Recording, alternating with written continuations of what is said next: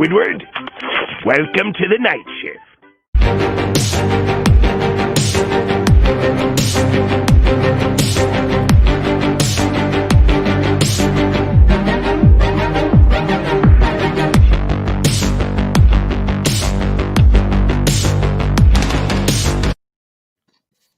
And hello, everybody, and welcome in to another edition of the MI6 Sports Network's late night sports talk show. That, of course, folks, is The Night Shift on episode number 27 and kicking off the final month of the year 2020 on this December 1st, 2020, and this Tuesday night, as usual, folks, joined by our fellow late night host here on the 6th, our good buddy Isaiah Leung from the home studios in Fremont, California.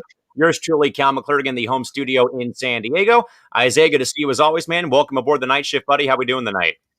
It's great to see you, Callan. Happy December 1st. Happy Christmas season. That's why I'm rocking this Santa hat right now. I will be rocking this hat through the entire month until Christmas is over. But, man, this is truly the most wonderful time of the year. You have the NFL going down the final stretch. You have college football going down the final stretch as well. You've got the NBA about to start. Baseball hot stove season is in full swing. It's just going so well, man, Callan. And also, most importantly, the holidays are officially upon us. Hanukkah, I think, is in a couple of weeks.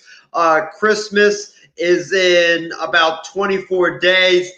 This is truly the most wonderful time of the year, man, and I can't wait to see all the Christmas-themed programs that we've got coming up here on the MI6 Sports Network. I've got pumpkin pie spiced hot chocolate tonight, plus a chocolate chip cookie. I'm in a joyous, festive mood because, you know, it's the holidays, and not only that, Iowa State is number 9 in the rankings. That means my boy Brock Purdy could maybe go to the college football playoff, and my Niners saved our season. So, yeah, all is well here in the Bay Area, man.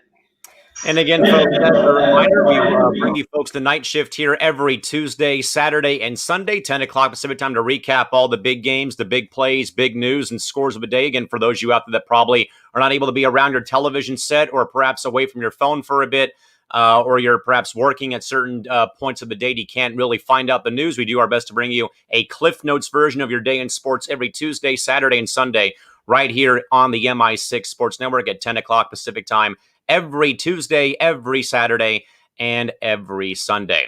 As a reminder, folks, this is now day 2 of the 31 Days of Network Hot Takes Challenge. As mentioned, we have the first upset of the season with the infamous Callan pre-show head turn that we have obviously used here as a network gif.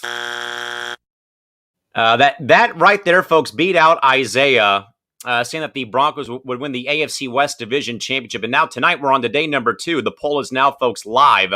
But again, as a reminder, folks, to cast your vote throughout the course of the next 30-plus days of the utter madness that is this bracket challenge, and you have to be, again, watching it live via the MI6 Facebook page. Sadly, it does not take votes via YouTube or on my personal timeline. So again, you have to visit us on the MI6 Sports Network Facebook page, facebook.com/MI6 Sports. And of course, drop your vote, and we'll have those votes as we go into final thoughts for our program tonight. Isaiah, over to you.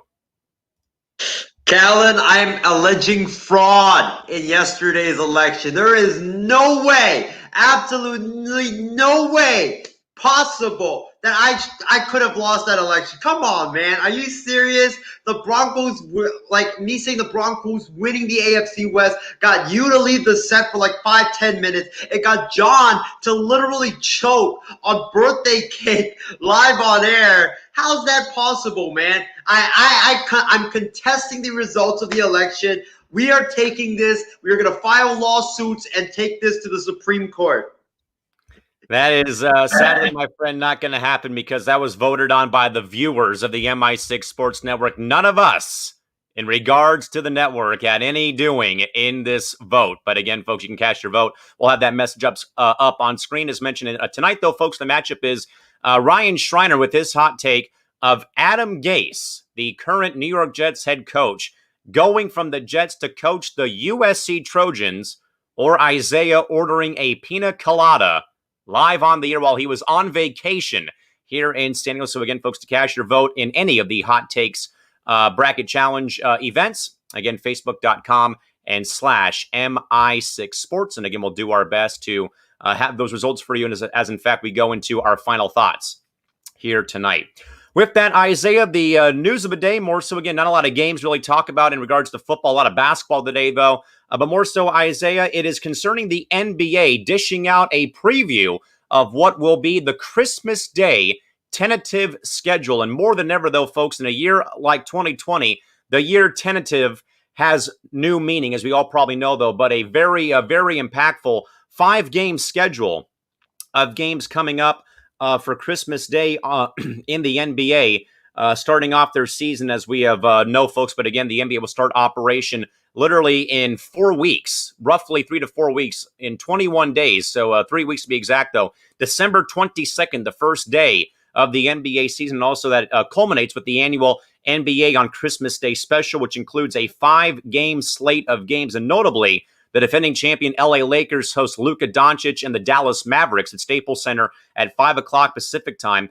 Also included in this, on the slate is the morning game at 9 a.m. Pacific time between Zion Williamson and the Pelicans against the defending Eastern Conference champion Miami Heat at 9 a.m. Pacific time. Also being featured on Christmas Day will be the Warriors and Bucks at 11:30 a.m. Pacific time. And also at night will also be a rematch of the second round of the NBA's Western Conference between the Clippers and the Nuggets from Ball Arena in Denver, Colorado. And also as well, the Nets and Celtics also hook up at 2 o'clock in the afternoon on Christmas Day afternoon as well. So Isaiah, there's always, there's something special. I said this about the NFL having games being played on Thanksgiving Day.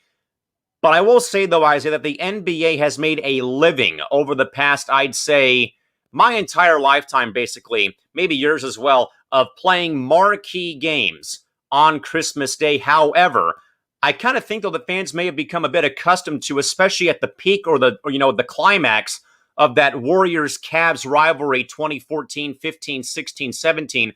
We kind of, in a way, got a bit greedy wanting NBA Finals rematches over the last 3 to 5 years, roughly. And we saw, the Warriors and Cavs play very frequently on Christmas Day. I think we saw the Lakers and Celtics play once on Christmas Day, or maybe some big-time rivalry games. Again, Lakers-Clippers maybe a couple of times on Christmas Day. But now more so we're getting maybe some new, some fresh faces. The Pelicans, very young team, facing off with the defending Eastern Conference champion Miami Heat to kick the day off. We have Milwaukee playing perhaps, maybe Giannis's farewell season, perhaps with what happens in free agency. And also we get to see the newly revamped Nets with their head coach and Steve Nash, and hopefully a healthy Kyrie Irving and also Kevin Durant as well. But also a playoff rematch as well between the Clippers and the Nuggets.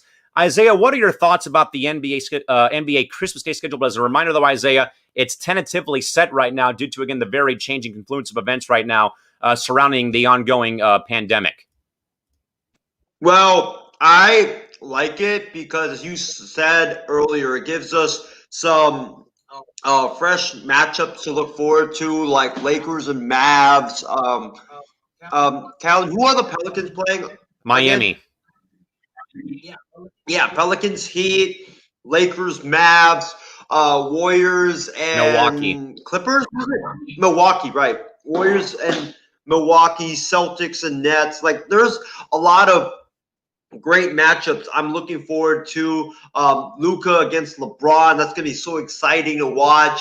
And it's just really, it's like a fresh start for the NBA in terms of Christmas Day matchups, because the last couple of years it's been either Warriors or Cavs or Lakers and Warriors, or even Lakers and Clippers. It's just been the same thing over and over. It's been kind of boring and really lackluster the last couple of years. But now we get to see some fresh faces, some fresh matchups. I can't wait. Plus, don't forget, Callan, we have basketball on Christmas Day. And also, we have football on Christmas Day as well. I believe the Vikings are playing the Bears on Christmas Day. I might be wrong on that. New Orleans. Yeah, the Vikings and Saints on Christmas Day, along with those NBA matchups. It's going to be definitely a holly jolly time of the year. Isaiah, I do think though that obviously it's nice to kind of see some new and fresh blood playing on Christmas Day. Because again, I think you said it right, but sometimes though some of the matchups get a little bit stale. Now I know that we're accustomed to the Lions and Cowboys embarrassing themselves 9 times out of 10 on Thanksgiving Day, but then though Isaiah, Christmas Day for the NBA though has kind of become like a hallmark game. But mainly for the Lakers, more so in my mind, because the Lakers, in my mind, have seemed to have been playing or have played, it seems like, the last several years consecutively on Christmas Day. And I think it's only been maybe once or twice they've actually played a road game on Christmas Day. But also, again, you're looking at Milwaukee playing Golden State. You've got Brooklyn and Boston, a matchup that could be perhaps two teams that probably are in the top four in the Eastern Conference. You have Miami facing a very young and energetic team in New Orleans. And of course, the Lakers play a very young, dynamic team too in the Dallas Mavericks. But again, more so, will LeBron play after being basically just helping out the club to their first title in 10 years, and literally after 10 weeks of rest, basically, will he be back into fruition, or what will the scoop be? Plenty of other details, but I do think though that more so, I think especially though it's important that there's more new faces. I think we're used to the Lakers and Clippers playing, but also that you're kind of getting or allowing like New Orleans to play, Brooklyn to play. So I think good by the NBA to allow that to come to fruition. Christy Wilson does write in, Isaiah, and she says, looking forward to seeing some fresh matchups on Christmas Day. Of course, the Lakers, in a way, Isaiah, have kind of made Christmas Day like their hallmark game of the year, kind of like, again, Detroit and Dallas usually playing on Thanksgiving Day.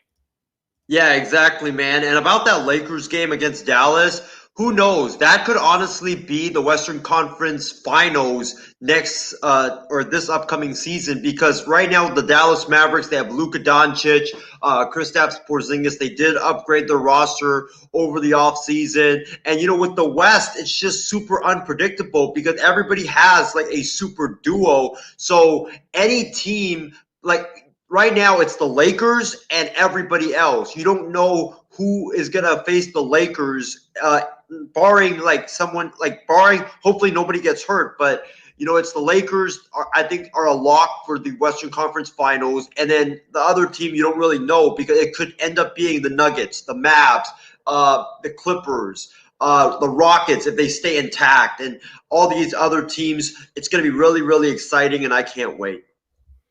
Looking forward to seeing how things go. But once more, folks, the NBA has released the tentative Christmas Day schedule. And again, folks, as a reminder, all of this is tentative, not set in stone, due to, again, the very sadly changing course of nature right now with the ongoing COVID pandemic. But again, 5 great games lined up right now for Christmas Day at this point in time for the NBA's, again, 72-game sprint to the finish line.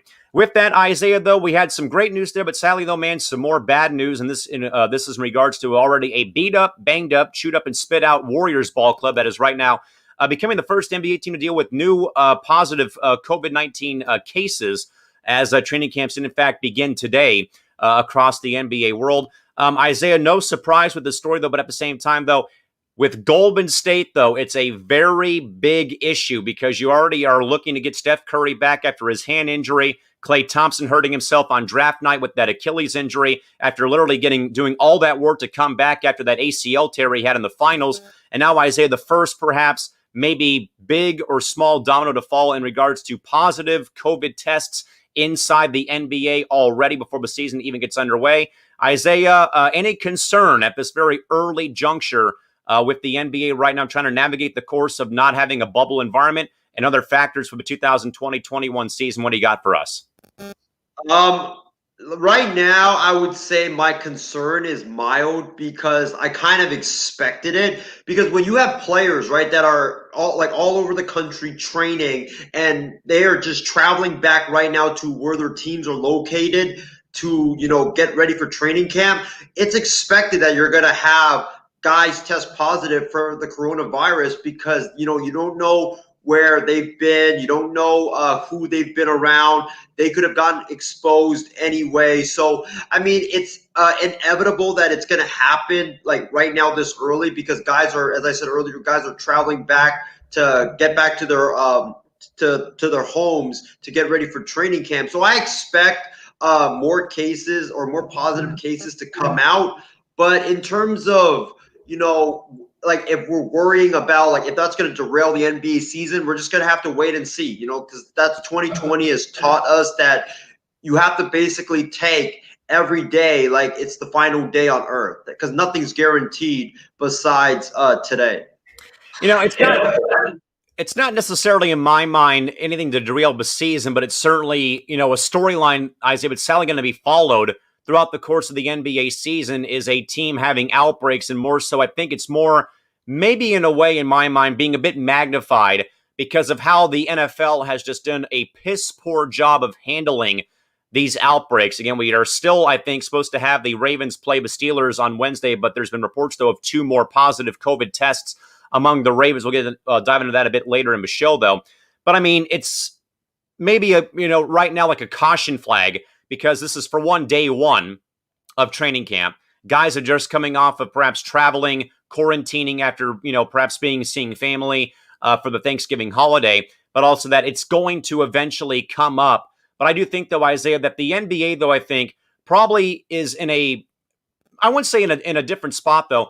But I think that the NBA, in my mind, like I said, though, on Monday on WST, they seem to be a bit more prepared. And I think Tyler Work, though, had a very valid point, though, towards the end of the show on Monday, was that, here the NFL had 6 months to pick and choose and copycat, or at least take the same philosophies, the same philosophies and mindsets and the same protocols that baseball had, the NHL had, the NBA had, Major League Soccer had, the WNBA had, and they still find a way to not get it right, though. And I think, Isaiah, like we said, though, if there are 2, maybe 3 commissioners that led it the right way in regards to the NBA, or at least for sports returning, that's Don Garber with MLS, Gary Bettman of the NHL, and yes, also Adam Silver with the NBA. Isaiah, more so, do you think it's perhaps more of an issue maybe that the NBA is trying their best to not, they're trying to avoid kind of in a way the same things that the NFL has gone through? I know it's early with this with these positive tests, but still, though, that those alarm bells might be ringing right now at the NBA front office in New York City. What do you got? I think Adam Silver and the NBA are going to do a better job because I just think from the get-go, the NFL really didn't care about this virus. If you look when the pandemic started, Roger Goodell was asked multiple times if, or not if, but how are they going to have packed crowds in the stadiums? And he just came out and said, yes, they're expecting to have like 67,000 to 72,000 fans at each game in the stadiums. And, he just for the next 3 months, he just brushed off the virus. Like, oh yeah, the virus is going to get better before football season starts. And, we saw what happened. It didn't get better. And the NFL was ill prepared to deal with this coronavirus pandemic. Every single week you have at least one guy testing positive for the virus. Now we had the Ravens outbreak earlier. Now we have another outbreak from the Ravens. The NFL just did a really piss poor job of handling the virus. But Adam Silver's different than Roger Goodell in the way that Roger Goodell just brushes it off and says that, oh yeah, this virus is magically going to go away by the time football season starts. But Adam Silver is a guy that looks at it and takes action right away. So I believe that Adam Silver and the NBA, they'll handle it better than the NFL.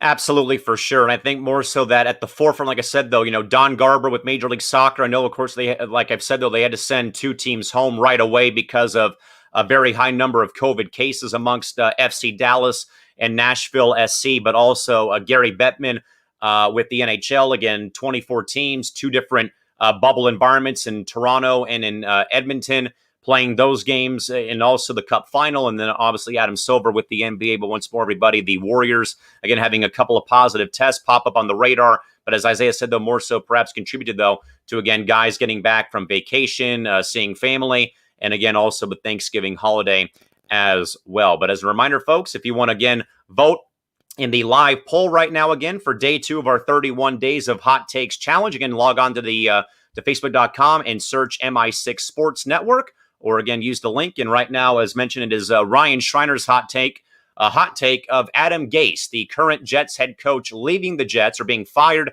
to go and coach the USC Trojans against Isaiah ordering a pina colada live on the air on vacation. As of right now, Ryan leads 60-40. So we got a close race right now. So keep on voting, folks.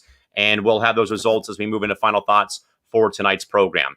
With that, Isaiah, as we already had said, though, the Brooklyn Nets will be hopefully live on Christmas Day, knock on wood, with, of course, the tentative schedule for the NBA Christmas Day slate coming out. But with that as well, Isaiah, some very positive news, though, for Nets fans out there is Durant is ready to go and feels good as the Nets have, in fact, begun training camp. Now, again, Isaiah, I do think, though, that Brooklyn is a very intriguing ball club.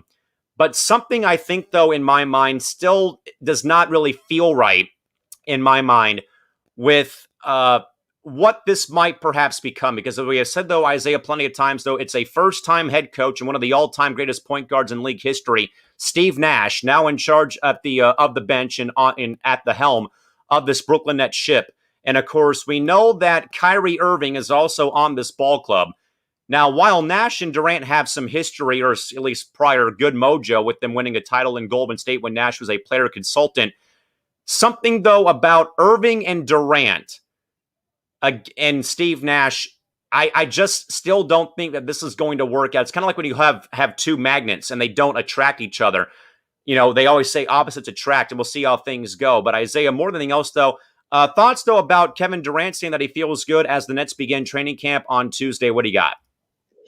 This is very good news for Brooklyn Nets fans because, Kevin Durant, I believe, has had a year and a half to recover from that really unfortunate Achilles injury. So he should be ready to go. I'm still interested in seeing how he looks on the court in live game action because it's one thing to, look really good and feel very good in practice and, during one-on-one training sessions. It's another thing to look good and feel good in 5-on-5 game action. So I'm really interested to seeing how he looks in training camp when the Nets scrimmage and how he looks in the preseason. I think that will really tell us if Kevin Durant is back to the old Kevin Durant.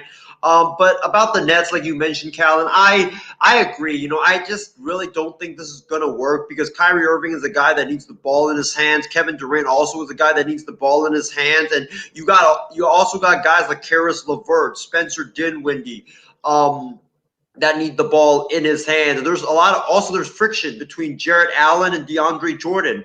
If you remember last year, those two were battling for the starting center position. Jarrett Allen, before DeAndre Jordan came to Brooklyn from the New York Knicks because Kevin Durant wanted him, Jarrett Allen was the starting center for the Brooklyn Nets. And then, Jarrett Allen got benched, and then DeAndre Jordan was a starter for like the first 10 games, and then DeAndre Jordan got benched. Jarrett Allen was a starter for like the next 10, 15 games, and there were tension between those two, and ultimately Kenny Atkinson got fired because he really didn't know how to manage those two starting centers. Those two are starting caliber centers, and I don't think any one of those two want to accept a bench role. So it's going to be very interesting to see the dynamic between those two in the front court for the Brooklyn Nets. And, for Steve Nash, I kind of feel bad for him because he's like, I don't feel like really bad for him because he's like an NBA head coach and he gets to coach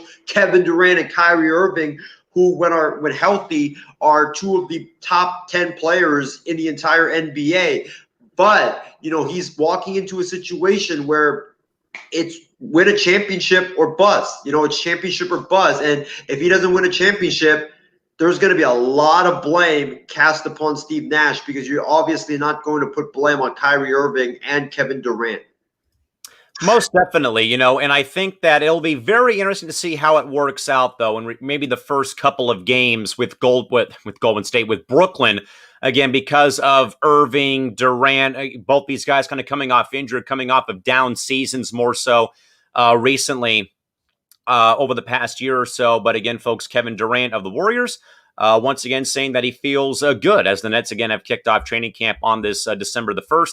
And we'll see the Nets again, as right now mentioned, tentatively set for Christmas Day against the Boston Celtics on the ESPN family of networks come Christmas Day. And again, folks, as another reminder, but again, we'll remind you throughout the course of the show. But again, the second full day, or at least second day in general, of the network's 31 Days of Hot Takes Challenge is, in fact, live right now on Facebook.com/MI6 Sports. You can vote for either Adam Gase to USC or Isaiah ordering a pina colada live on the air. And that will move on to the next round of the bracket challenge as time does move on. With that, Isaiah, another week has come and gone with the college football playoff rankings coming out. No real changes here in the top four for the rankings. Alabama still reigns supreme at number one, followed up by Notre Dame, Clemson, and somehow, some way, Ohio State is still in the top four, despite, though, missing a game on Saturday, and perhaps, though, missing one more game coming up this upcoming week. Isaiah, again, probably no real surprise here to see the top three teams at least stay put, though. But I do think, though, that maybe, I know that you're going to be very upset, though, that this is still not BYU, not Iowa State or Cincinnati, though. But Isaiah, I think, though, it does, raise some, very valid questions, though, about why are you keeping a team that may not be able to meet their conference threshold of games to qualify for the conference title game? Why are they still getting votes, and why are they still in the top four? But Isaiah, your thoughts on the top four in general, and also maybe more so about that last spot up for grabs right now in the college football playoff. Well, honestly, Callan, as big of an Ohio State hater as I am, I'm not really that pissed off about it, because I think that Texas A&M, they had an opportunity that if they had whooped LSU, I'm talking about blowing LSU out, which they should have, because they dominated that game. Offensively, defensively, special teams, they dominated that LSU team. That LSU team right now is playing with their freshman backup quarterback in as the starter after Miles Brennan, the guy that was the backup to Joe Burrow last year, he got benched. So you had a major advantage over that LSU team, and for you to only score 20 points is very, very disappointing, considering the fact that everybody has been scoring lots of points this entire year against LSU. Look at Mississippi State. They put up 45 in week one against LSU. Then you look at, I believe it was Arkansas, who their offense is not really that good. They put up to 27. So this Texas A&M offense, they should have put up more than just 20 points. And by the way, if you're talking about the points, I believe it was 13. They only put up 13 offensive points on the board against LSU, as the final touchdown was scored on a pick six late in that game. Texas A&M, they wanted to move up to that number 4 spot. They should have whooped LSU. They should have won by at least 40 points, and then you could make the case, that their Ohio State's not playing. Texas A&M on Saturday looked very impressive. Then you can make the case that Texas A&M deserves to be number 4. But after that pathetic performance by Texas A&M on Saturday, even though they won, Ohio State still, for me, takes the spot at number 4 over Texas A&M. And about the other spots in the rankings, obviously Iowa State at number 9 is very, very interesting. I think that, they're probably going to win the Big 12. So I think they could try to, sneak up near the top 4. But it all depends on the teams ahead of them losing. Florida, they're probably going to lose to Alabama in the SEC championship game. So I think they're going to be out of there.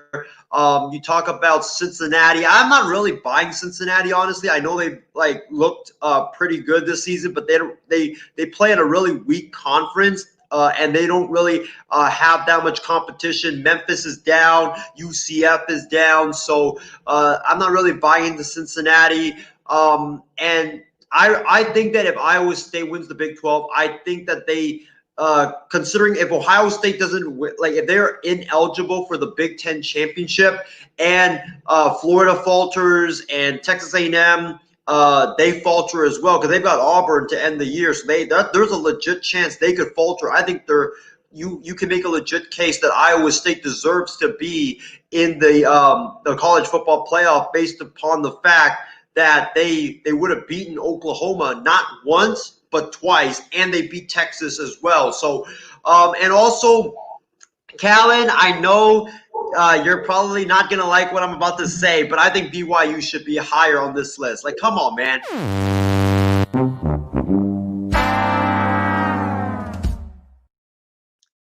Really, man? Like they're undefeated. They're beating every opponent by at least 30 points or more. They have a dynamic quarterback in Zach Wilson, who I've said for the longest time, this guy runs around. He has a great arm. I mean, he's going to be a stud at the next level.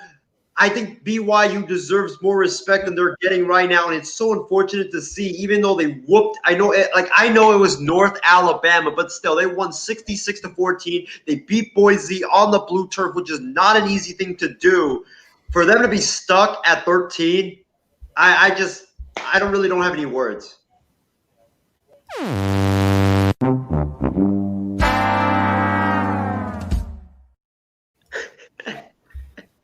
Isaiah, I'm fully aware about BYU, but at the same time, though, the schedule that they're playing is not going to outweigh or be better than a schedule of a team like a Big Ten conference opponent in ACC. It'd be a great storyline, like I've said in the past, though, man.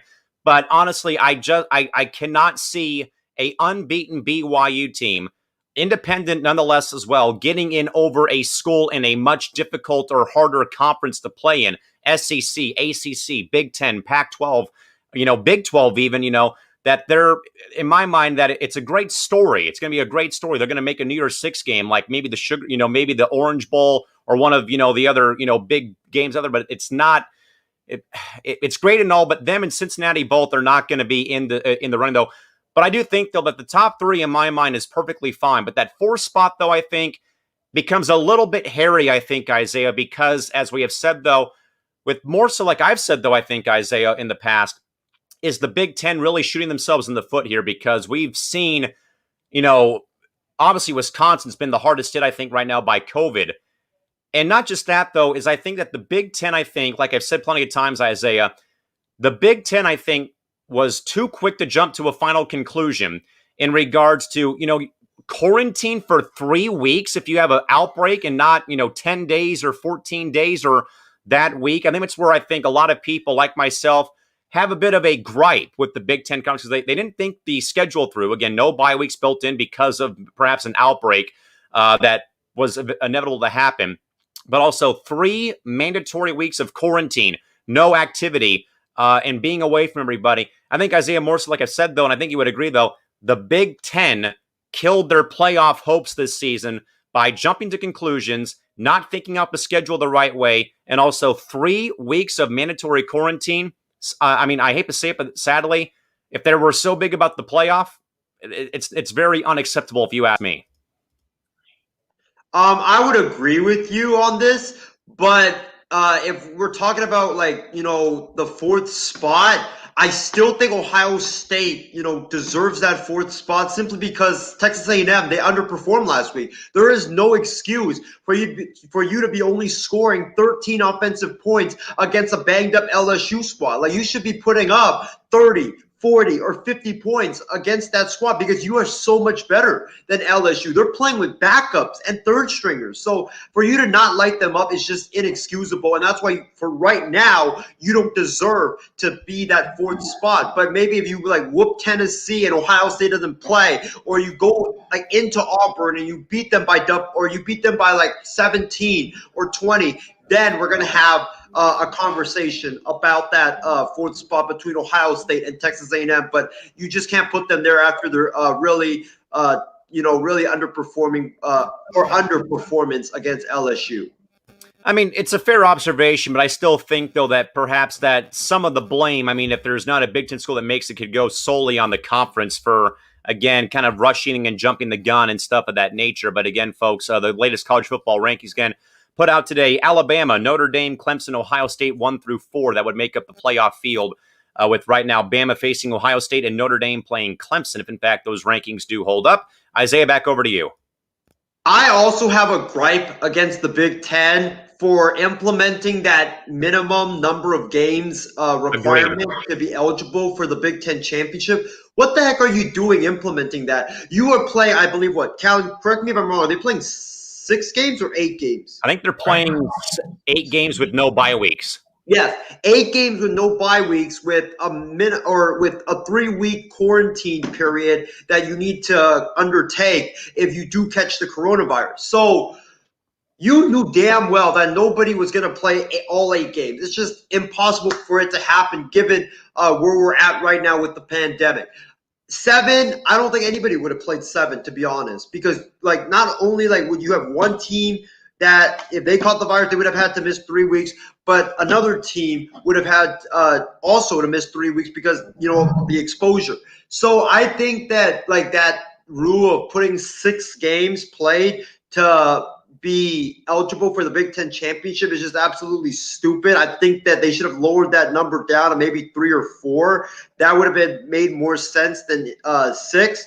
I just don't get that move by the Big Ten, and ultimately, like we're probably gonna have a conversation in the next couple of weeks whether you like, let's say Ohio State, like they God forbid they have an outbreak again, or someone else has an outbreak and they cancel their game against Ohio State. That means Ohio State won't be eligible for the Big Ten championship despite being the best team in the Big Ten, despite being undefeated. And what if you have a team like Northwestern? They beat Indiana to win the Big Ten. Are we going to not put in the Big Ten champ and put in Ohio State, or do you have to put in the Big Ten champ? That's when it gets really, really tricky. And also, Callan, for now that Ohio State is, I think, one game – if they have one more game canceled, right, then they would miss the eligibility for the Big Ten championship. I could honestly see Jim Harbaugh and Michigan pooling some kind of BS where they cancel their game because of COVID, or they have like 1 or 2 outbreaks and then they call it an outbreak and cancel the game, just to get Ohio State, ineligible for the Big Ten championship. Because you know how Harbaugh works. Like, he does, like, stuff like that, because they have nothing to lose as well. Like, they can honestly just do that. And I honestly see them doing that next week when they play Ohio State.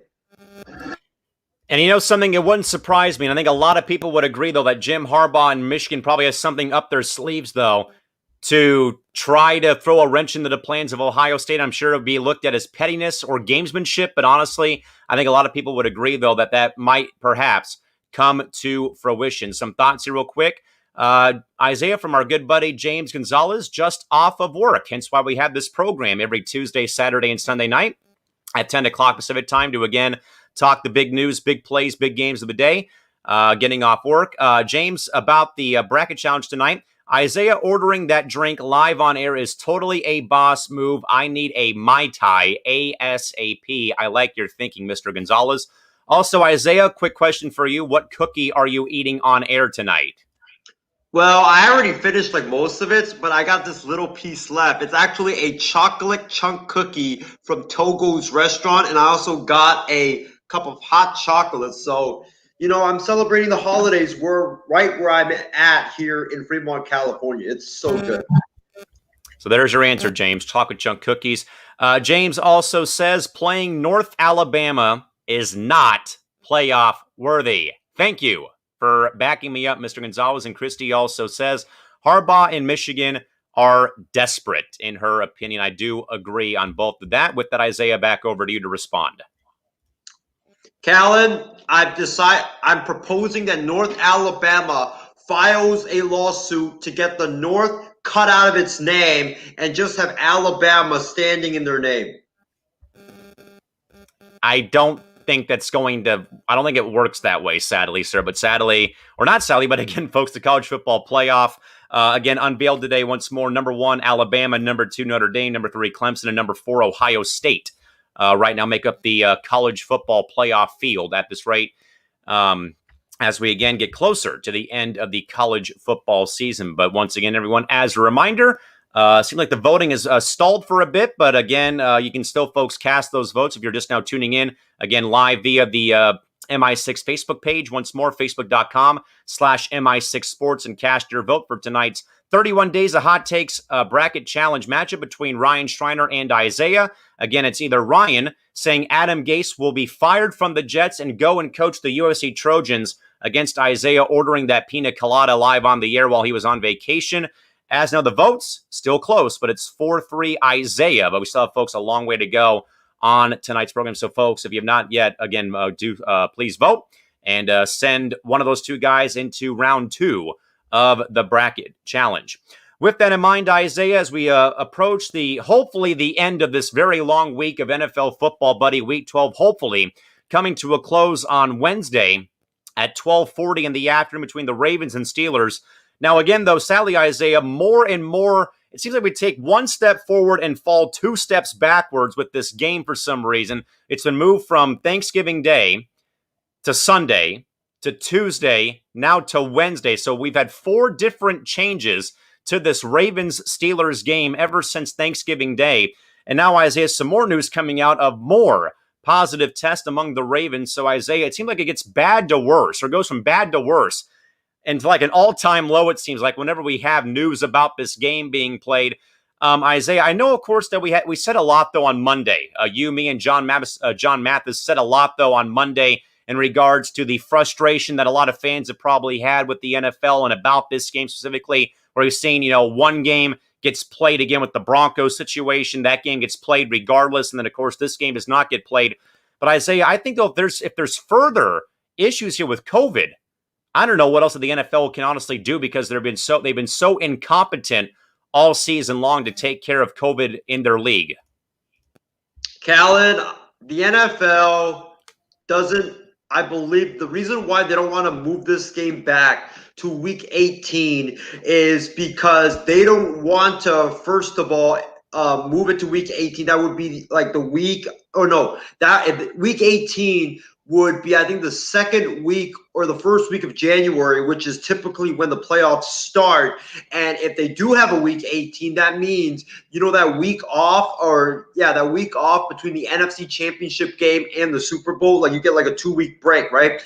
One of the weeks will be cut off because that will be used for week 18. And also, I believe the NFL is reluctant to move it to week 18 because if there is a game that goes to week 18, that will trigger an automatic 8-team playoff for both conferences, the NFC and the AFC. And I just don't think the NFL really wants another team in the playoffs. That's the last thing the NFL wants. The NFL wants to do anything possible to avoid 8 teams in the playoffs. Because remember, they already changed up the playoff format to 7 this year.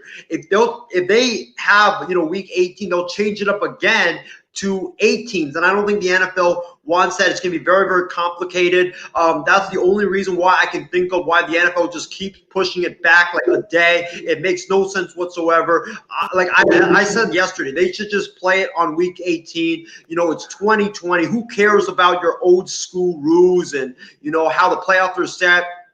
This year has taught us to be flexible, to not be stubborn, and to adapt. And the NFL needs to move it to week 18. Let's just stop with all this, nonsense, moving it a day back. Let's stop with that. Move it to week 18 and let the Ravens, have a longer break to rest, recover, and recuperate and get ready for the Dallas Cowboys next week, Monday.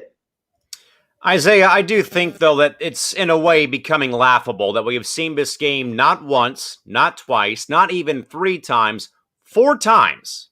4 times this game has been moved from Thanksgiving Day originally to Sunday to Tuesday and now to Wednesday, but also because of the Ravens also putting a grievance, I'm guessing, or asking the league. For one, they were going to boycott the game, first of all, because they weren't able to have a practice day. They got their practice day, and now, of course, they're able to get back to playing this game on Wednesday. But still, there's some positive tests still making their rounds, though, with the Ravens. Isaiah, more so, I know that, again, again, folks, we said a lot, though, on the program on Monday here on the network on Wild Sports Talk.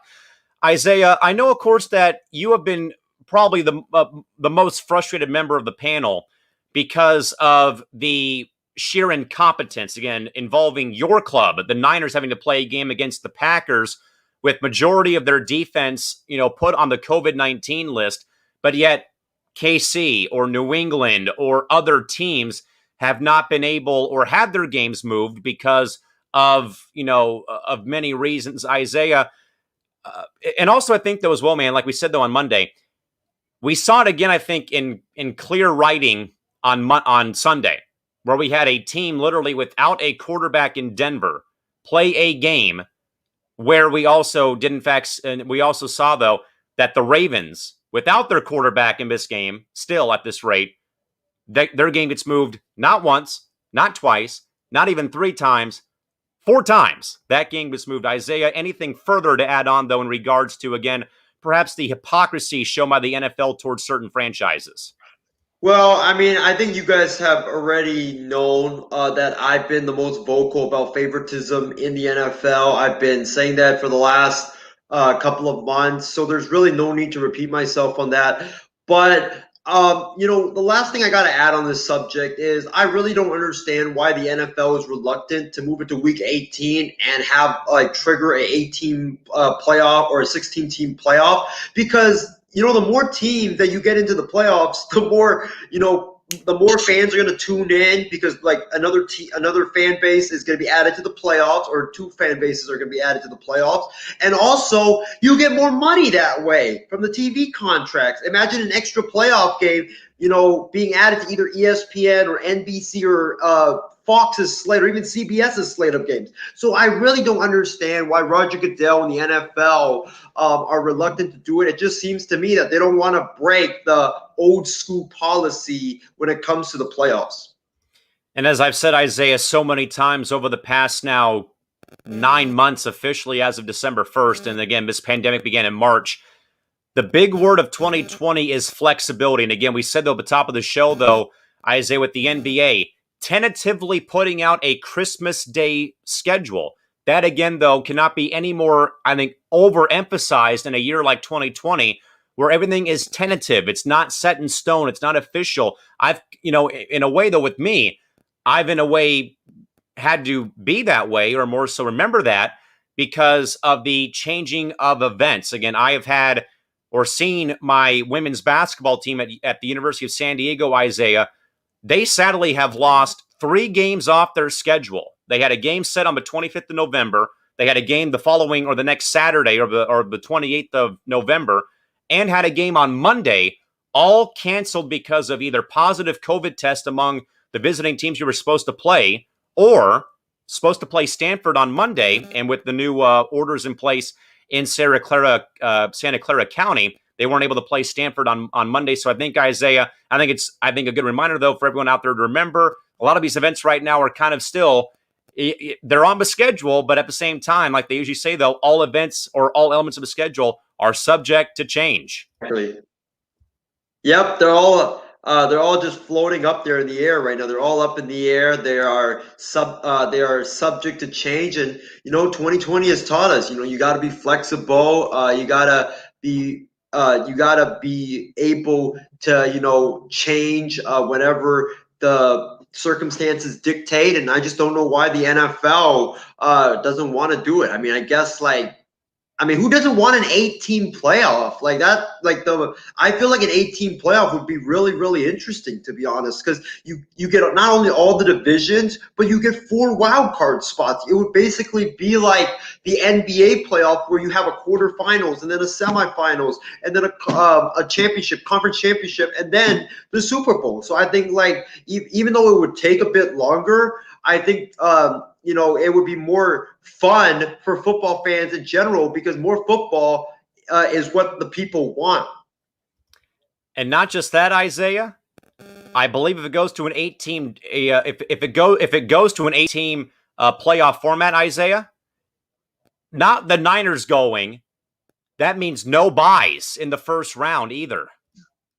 Yeah, no buys. You know what that means, Callan, right? Any team is prone to upsets, because the NFL is kind of like March Madness, where it's one game decides it all. We've seen upsets over the years. I remember back in, I think it was 2015, when the Denver Broncos, who led by Peyton Manning, they had the highest scoring offense in the entire NFL. They were red hot going into the playoffs, and what happened? They lose in the first, or they lose in the divisional round to Andrew Luck and the Indianapolis Colts. So I think that going to an 8-team playoff would mean, more teams going in. It would mean more revenue coming in for the NFL, and most importantly, it would mean more excitement, because who knows? The Chiefs could be knocked out in the first round if they have a bad game, or the Ravens could be knocked out, or even like I commented on Callan's post last night, what if the 49ers, the 8th team, the team that wasn't supposed to get to the playoffs, but only because the NFL had to implement the 18 playoff due to moving a game to week 18, thus triggering that 18 playoff. What if the 8 team somehow, some way stuns the world and wins the Super Bowl? I mean, that would be the craziest story everywhere. That would be the craziest story ever. And I would be 100% in for it. We'll see what happens. But again, folks, for the fourth time, though, that this game between the Ravens and Steelers has been moved. But again, still some woes, though, perhaps, or a bit of a setback, maybe, with some positive COVID-19 tests among the Baltimore Ravens, as Isaiah's pleading for an 18 playoffs so the Niners can get in. Even though Chicago and the Niners are tied right now record-wise, it could be Chicago that gets in, not San Francisco, Chicago. My beloved Bears and their dreadful offense might still get into the postseason. We'll see what happens, but again, it's for another day and another story. Some thoughts, though, Isaiah, rolling in about this. James Gonzalez says, imagine this. It's the year 2025, and the Ravens and Steelers have still not played that game. We're still waiting, NFL. That's what we'll be saying. We're still waiting. TikTok. We'll see how things go.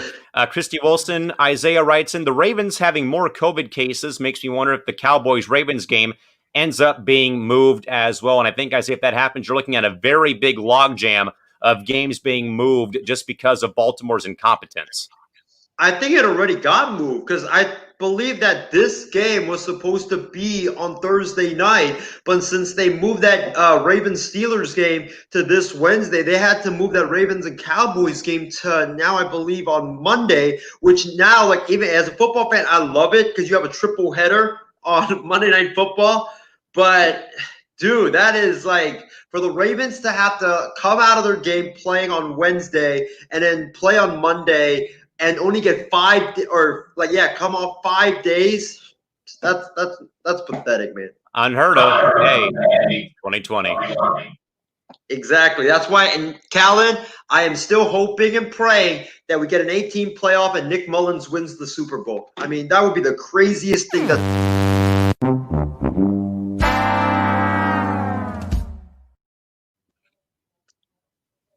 you want to see it. No, I don't. I want to see that navy blue helmet with that wishbone orange C win the damn thing. Isaac Wang writes in, Isaiah, he says, at this point, the team should pay up with first and third round draft picks for breaking COVID protocol. Parentheses, thanks, Titans. More so, it's, I believe, a fine levied on the franchise, Isaiah, and like a late round pick being docked. If you really want to make a statement, like you should have done earlier in the year, dock them their first round pick or a second round pick, like Isaac's saying, but not a sixth or seventh round pick when no one cares about that pick in the first place.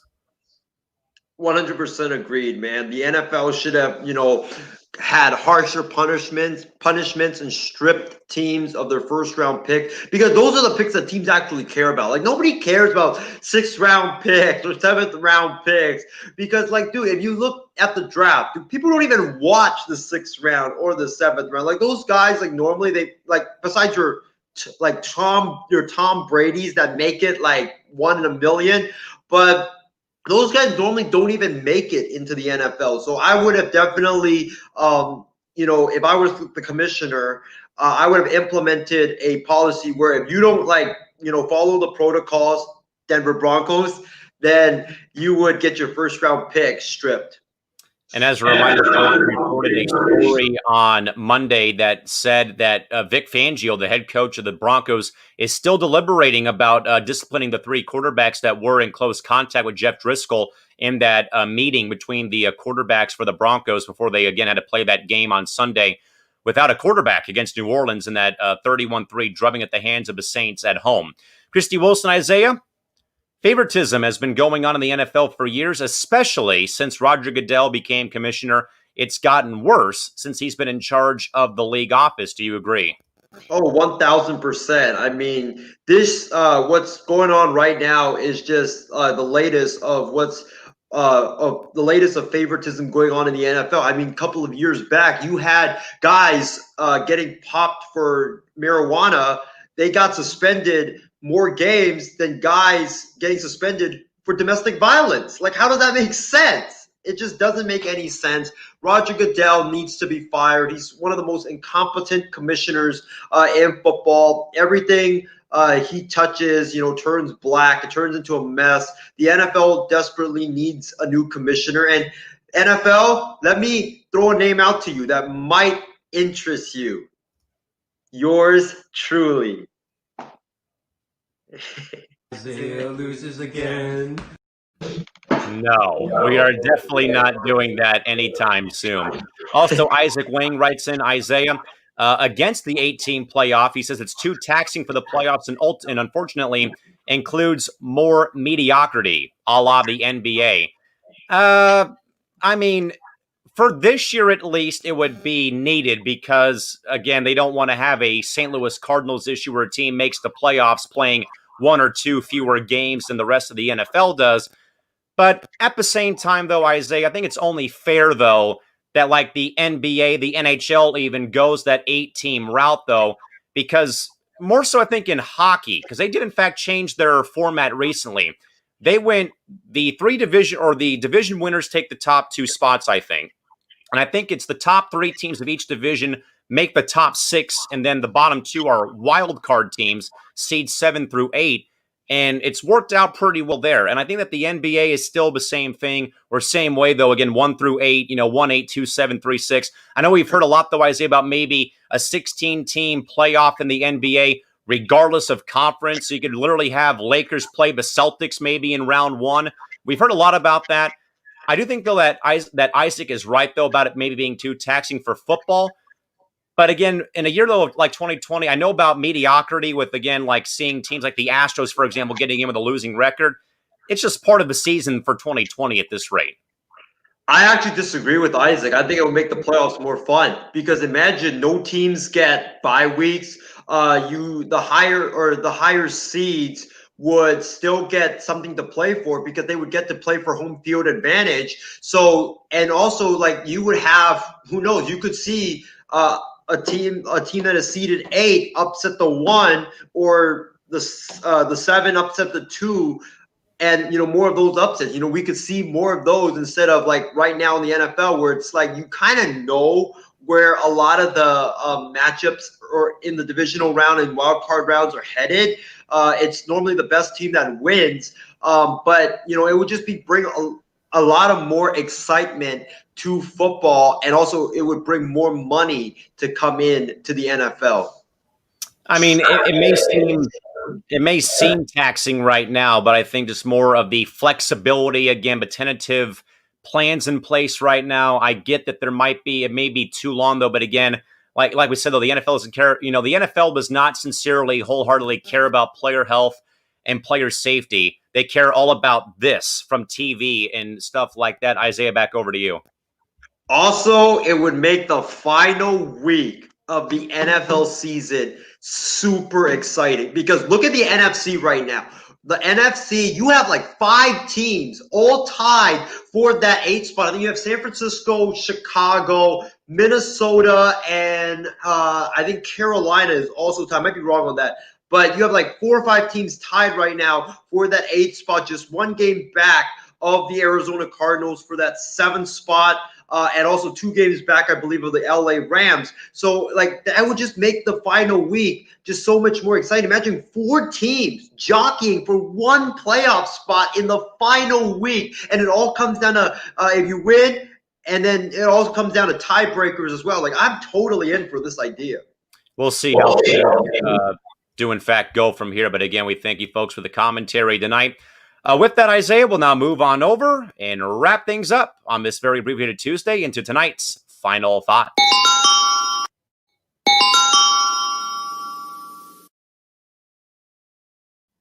All right, everyone, time to go home for the night on this Tuesday. Again, a very somewhat of a brief program. Again, not a lot of news to get to. Again, normally we're here for all the big games, but again, with right now kind of it being slow season right now on this Tuesday night. With that, Isaiah, we'll go over to you first for your final thoughts for this what seems like very short program, but it did go the full hour. It did. I thought like when I was talking about the Ravens just now, like I thought we were only 30 minutes in. I was gonna, text you, Callan, like, oh my gosh, what are we gonna do to fill the final 30 minutes? And then I look on my screen, it's like about to be an hour into the program. I'm like, oh my gosh, man, time just flew just like that. But before I get into my final thoughts, I want to thank Isaac Wang, Christy Wilson, James Gonzalez, Shardo Gupta, as well as Ali Hindo for tuning in tonight. I believe it's her first time tuning in tonight. I might be wrong on that, but yeah, thank you guys so much for tuning in, and thank you guys so much for flooding our comment box with such great comments and giving your input. And also thank you as well for your love and support, like always. My final thoughts for tonight's show is I am really looking forward to the next couple of weeks here on the MI6 Sports Network. We have we have a major announcement that I'm going to let Callan announce for what's coming up this upcoming Thursday that we just finalized today. We also have a major guest next week, or not next week, but either next week or the week after coming on the program that I will definitely like. I'm also going to let Callan announce that. But we have those two guests coming on. We have our 31-day bracket challenge. We have our Christmas special and all the holiday themed stuff that we're going to be doing for our various shows of the program. It's just going to be an amazing month. I can't wait, man, for this month to unfold, because it's the holidays, and it's truly going to be the best time of the year.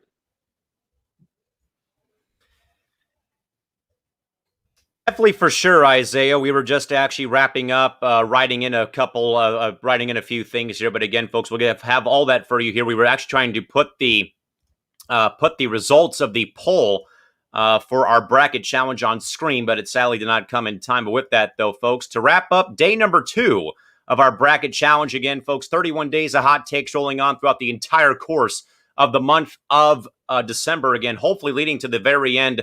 The last matchup on New Year's Eve, hopefully, so we can close out the year on a bang. With that, though, folks, again, tonight's matchup was our good buddy Ryan Schreiner from Fan Response.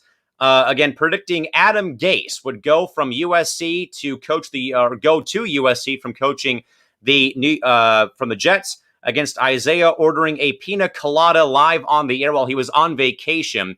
And by virtue of a 63% vote to 38%, Isaiah is moving on, so he can stop praying and stop stressing out. But with that, folks, he moves on, beating out Ryan by a final total of 63% to 38%, 5 votes to 3 on tonight's bracket challenge. And with that, folks, we'll go into day 3 tomorrow on Wild Sports Talk here on Wednesday with a Stephen Wang matchup. It is going to be Stephen versus Stephen. It's going to be his matchup is Giannis Antetokounmpo of the Bucks is a bigger playoff choker against Stephen's very short-lived Gen Z clutch slogan. That is going to be the Wang matchup on Wednesday on WST. Isaiah, over to you to give your victory speech about you taking one last night and then winning one here tonight on Tuesday. Last night, I was very, very disappointed because I 1,000% thought that my hot take of the Broncos, which was so atrocious and so out there, would definitely win. But, I was super stunned. Like, that's why, like they say, that's why you vote and don't trust the exit pose. So, I was really stunned about that. But to bounce back tonight and eke out a victory over Ryan, it wasn't looking good early, but still, I eked out a win over Ryan tonight. I'm very, very happy to be moving on. And, who knows, maybe after tonight's show or maybe in the future shows, instead of ordering a pina colada on the show, I will order what James Gonzalez suggested tonight, a Mai Tai. The next time I go down there to San Diego, California. But yeah, man, it was a great win, man. Whew. I for sure thought that I was going to lose in the beginning. I also thought that our crew here at the MI6 Sports Network was ganging up on me and like trying to vote me out. But it feels good. It feels good to survive and move on. Hey, survive and advance, as Jim Valvano once said, the late, great Jimmy V. God bless his soul. And again, it's also, folks, on Misgiving Tuesday. Hopefully, you perhaps had a chance to give to one of your favorite charities out there, nonprofits. Maybe, again, I know a lot of people have been struggling throughout the course of this year. But again, folks, we'll come back, though, with another matchup. Again, it's the Stephen Wang matchup tomorrow. It's either going to be Giannis Antetokounmpo being the bigger NBA playoff choker or Gen Z clutch that lasted, I think, 2 weeks, made me walk off the set, lose my mind a couple of times. That'll be our matchup on WST on Wednesday. And also, folks, as a quick update as well, on Thursday, we have a very special program coming your way on Thursday as well, with a special WST on Thursday, plus as well as being on at our usual time on Wednesday. But folks, coming up on Thursday will be ESPN tennis announcer and Fox Sports radio anchor Brian Fenley joining us on Thursday at 5 o'clock Pacific time right here on the 6th. And also, Isaiah, I know that you have one more guest that we also have lined up, and I think we actually showed a video of his actually on one of the night shifts bloopers of the week. What do you got for this one?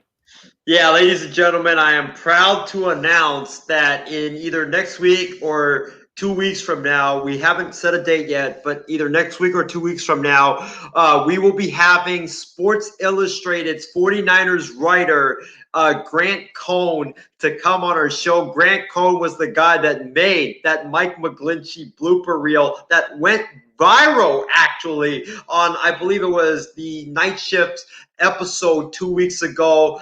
So I can't wait to have him on to talk about the 49ers, and hopefully, when we do have him on, the 49ers will still be in the playoff race, and also talk to him about Nick Mullins, because trust me, ladies and gentlemen, this guy, along with me, is one of the biggest fans of Nick Mullins that I know. So I can't wait for that show. Who knows? I might have to come on the show dressed up with this, and also with my Nick Mullins jersey, but I don't know if Callan would allow me to do it. If that's your forte, go for it. But again, folks, as mentioned, Brian Fenley, ESPN tennis announcer and also a member of Fox Sports Radio, will join Wild Sports Talk on a special Thursday episode coming up at 5 o'clock Pacific time right here inside of the MI6 Sports Network. And also, folks, another reminder, coming up as well, literally in 2 weeks, December 18th, will be the MI6 Sports Network's live-streamed Fantasy Basketball League Draft. Much like our Fantasy Football Draft, you'll be able to see our live reactions, much like the NBA Draft Show and our Fantasy Football Draft. You'll actually see us drafting our teams like we did during the Fantasy Football season back here on the 6th. We still, though, need 3 more spots to be filled by the MI6 crew. And hopefully, Isaiah, you don't pull a Warriors and select someone not named LaMelo Ball like we saw the franchise actually do a couple of weeks ago. Don't worry, Callan. I won't select LaMelo Ball. I will draft Lonzo Ball instead, number 1, if I get that pick. Or maybe, who knows, I might draft Devin Booker at number 1 or Colin Sexton. You just have to tune in to find out. But once again, folks, Isaiah is the winner of day 2 of our network 31 Days of Hot Takes Bracket Challenge. And again, day 3, folks, comes your way on Wednesday in a all-shareable Steve matchup. Is Giannis the bigger playoff choker or Gen Z clutch? Will it be clutch enough to knock out Giannis in the 3rd day of our network Hot Takes Challenge, folks? Tune in tomorrow at 7:30 p.m. Pacific time to cast your votes. And again, we thank you, folks, for, again, tuning in and also for voting over the past 2 nights. And we'll do our best to come back here on Wednesday for day 3 of our network Hot Takes Challenge over the next 31 days of commentary at this juncture. With that, folks, for Isaiah Leung and the entire cast and crew of the MI6 Sports Network, yours truly, Callan McClurg, wishing you a pleasant rest of your night. We'll see you back here on Wednesday for Wednesday and Thursday for 2 episodes of Wild Sports Talk, including on Thursday with ESPN tennis voice and Fox Sports Radio anchor Brian Fenley joining us at 5 p.m. back here on the MI6 Sports Network, folks. Till next time, good night. Bye-bye.